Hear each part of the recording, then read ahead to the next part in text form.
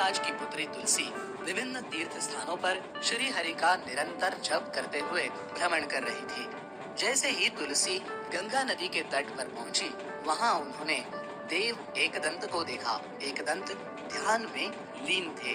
गणपति को देखते ही तुलसी मंत्रमुग्ध हो गई और सोचने लगी, गिरिराज नंदन का रूप इतना सुंदर है, मुझे लगता है कि मुझे जाकर इनसे बात करनी चाहिए और शायद वो भी मेरे जैसा ही चाह रहे हो। ऐसा विचार करते हुए तुलसी देवी शर्म से एकदंत के पास गई और कहने लगी, हे एकदंत, कृपया दयालु बने और मुझे बताएं कि ब्रह्मांड की सभी दिव्य चीजें आपके अंदर कैसे मौजूद है। ये सुनकर गणपति की आंखें खुल गई। उन्होंने देखा कि नारंगी रंग की साड़ी पहने लंबे बालों वाली एक युवती उनके सामने खड़ी है। गणेश जी ने उनसे पूछा, आखिर तुम कौन हो? मैंने तुम्हें आज से पहले नहीं देखा।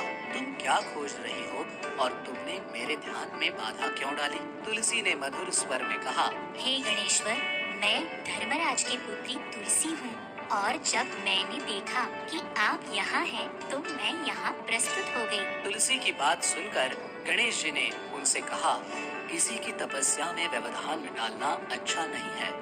उसके पीछे अवश्य ही कोई न कोई कारण होता है। फिर गणेश जी ने उन्हें आशीर्वाद दिया और जाने के लिए कहा।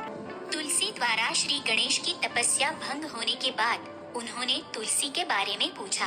तब तुलसी ने उन्हें बताया कि वो कौन है। तो श्री गणेश ने तुलसी को जाने के लिए कहा।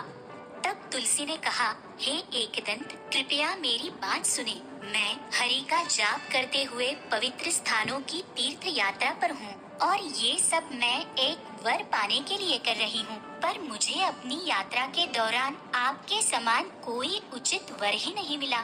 मेरा इरादा आपसे विवाह करने का है। मैंने आपको अपना जीवन साथी चुना है। तुलसी की बात सुनकर गणेश जी ने उनसे कहा, विवाह करना आसान है, लेकिन निभाना कठिन है। विवाह व्यक्ति की वासना और अन्य नश्वर आवश्यकताओं को उजागर करता है, जो कि एक व्यक्ति को सर्वोच्च सत्य श्री हरि से विचलित करता है। गणेश जी ने तुलसी से कहा कि वो उन्हें भूल जाएं, लेकिन तुलसी केवल श्री गणेश के साथ रहना चाहती थी। वो उन्हें सर्वश्रेष्ठ मानती है। तुलसी कहने लगी, मुझे इस तरह अस्वीकार नहीं करना चाहिए। गणेश जी ने कहा, लेकिन मेरा किसी से शादी करने का कोई इरादा नहीं है। मैं आपके प्रस्ताव को कैसे स्वीकार कर सकता हूँ? आपको किसी और की तलाश करनी चाहिए। कृपया मुझे क्षमा करें। तुलसी ने क्रोधित होकर श्री गणेश को शाप देते हुए कहा, उमानंदन, मेरी बात बेकार नहीं जाएगी।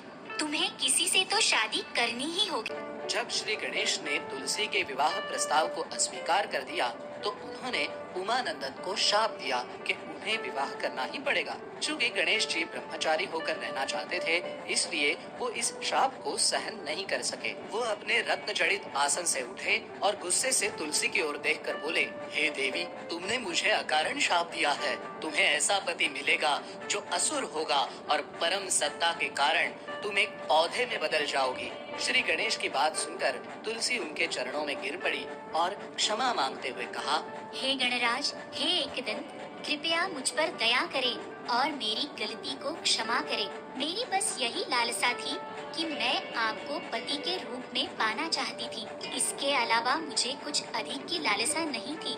मैं केवल दिव्य और शुद्ध वर ही चाहती हूँ। श्री गणेश का शाप मिलने के बाद तुलसी एकदंत से प्रार्थना करते हुए क्षमा मांगती है। भोलेनाथ के दिव्य पुत्र तुलसी की प्रार्थना से प्रभावित हो गए और कहा, आप पाठ पूजा में सबसे आवश्यक होंगी। सभी देवता के लिए आप सबसे प्रिय होंगी, लेकिन भगवान श्री हरि के हृदय में आपके लिए एक विशेष स्थान रहेगा। आपको देवताओं को अर्पण करने से मनुष्य मोक्ष प्राप्त कर लेंगे, लेकिन मैं तब भी आपको स्वीकार नहीं करूंगा। शाप में परिवर्तन से तुलसी प्रसन्न हुई तथा उन्होंने श्री गणेश को प्रणाम किया, उनकी अनुमति ली और चली गई। तुलसी को आशीर्वाद देने के बाद श्री गणेश बद्रीनाथ के लिए रवाना हुए।